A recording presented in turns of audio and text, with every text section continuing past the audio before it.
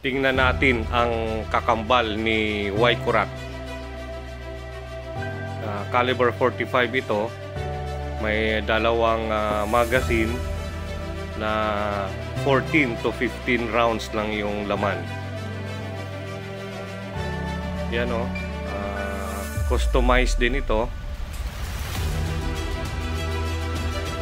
Rock Island. Pero maganda yung pagka-customize niya.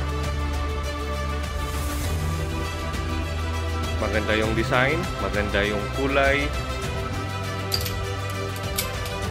At yun, bago na rin yung barrel nito.